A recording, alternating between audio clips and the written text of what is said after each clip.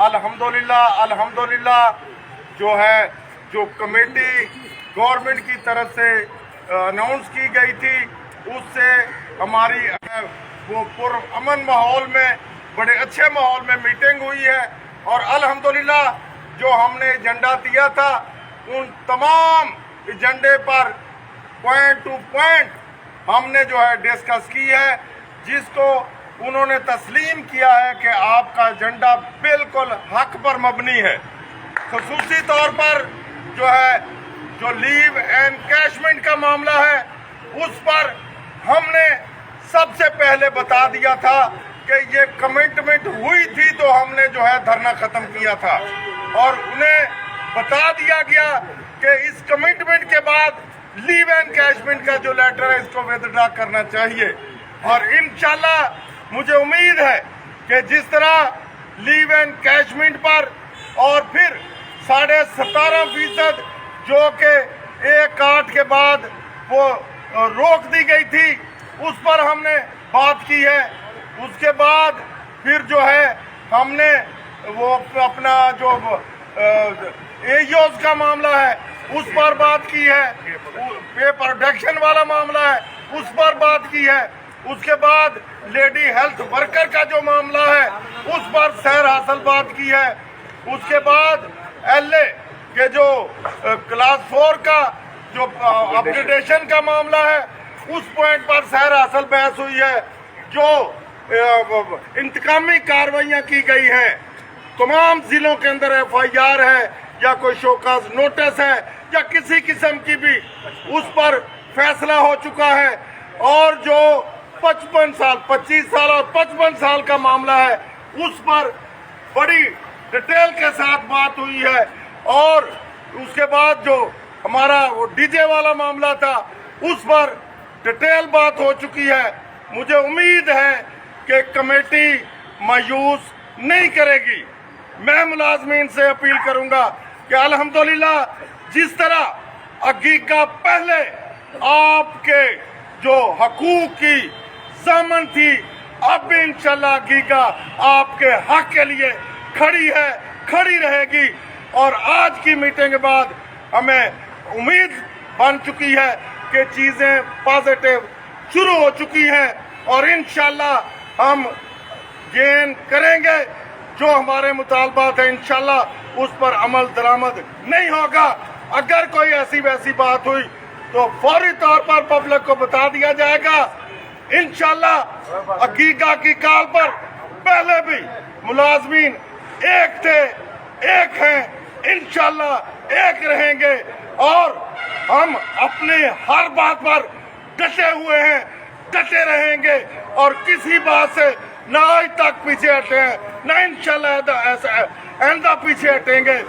और जो हमारे हायर एजुकेशन का मामला था उस पर भी प्रोफेसर साहब ने डिटेल के साथ बात की है। इनके कोई तबादला जात के मसाइल थे उन पर भी डिटेल से इनके हायर एजुकेशन का मिनिस्टर चेयर कर रहा था, सेक्रेटरी साहब मौजूद थे, डिटेल के साथ बात हुई है। इंशाल्लाह पुरुम्मीद रहें, इंशाल्लाह आपके मसाइल के लिए आपकी क़यादत डटी हुई है, डटी रहेगी और इंशाल्लाह आपके मसाइल हल करवा के आपके दहलीज पर हम देते रहेंगे। जिस तरह पहले हमने 25%, 15%, उसके बाद स्केलों की रिवाइजेशन तमाम सेल को रिवाइज करवाया था, 15% लेकर दिया था। फिर इस साल भी 35%, 17.5% पेंशन, 30% लेकर दिया। अब इंशाल्लाह पे लीव एनकैशमेंट इंशाल्लाह हल होगा, बाकी मामला भी हल होंगे। तमाम लोग दुआओं में याद रखें, क़यादत के लिए पुरखलूस रहें, क़यादत के साथ जुड़े रहें। इंशाल्लाह कामयाबी कामरानी आपके कदम चूमती रहेगी, चूमती रहेगी। तमाम साथियों के लिए ये पैगाम है कि जो एक तारीखी एहतजाज पंजाब भर में किया, कायदीन ने कुर्बानियाँ दी, हमारी बहनों ने, टीचर्स ने, लेडीज़ हेल्थ वर्कर्स ने, क्लरिकल स्टाफ, क्लास 4, तमाम पंजाब भर के मुलाजमीन ने जो कुर्बानियाँ दी हैं, किसी भी सूरत में रायगा नहीं जाएगी।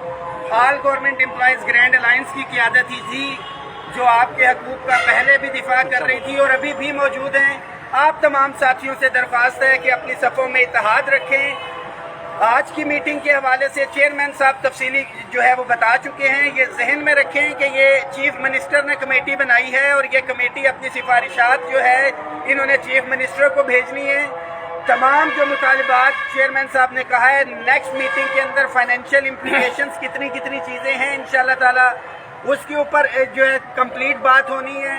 اس کے ساتھ ساتھ کمیٹی کے اندر ہمارے کچھ ساتھیوں کے نام نہیں تھے, اس کے اوپر بھی بات ہوئی ہے کہ جو قائدین اس کمیٹی جو انہوں نے نوٹیفائی کیے تھے نام دیے جائیں گے, ان کو انکارپوریٹ کیا جائے گا.